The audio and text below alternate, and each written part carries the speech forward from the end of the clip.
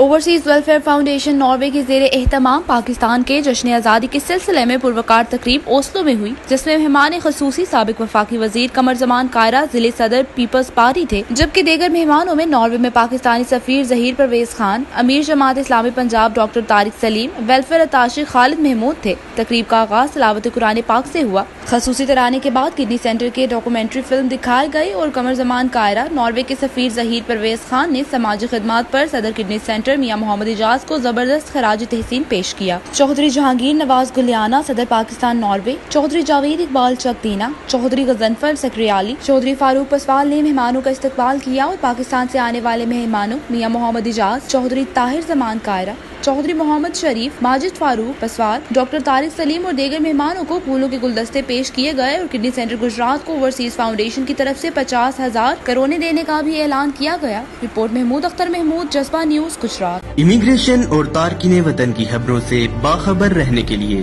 ہمارا YouTube channel subscribe کریں اور بیل آئیکن کو کلک کریں۔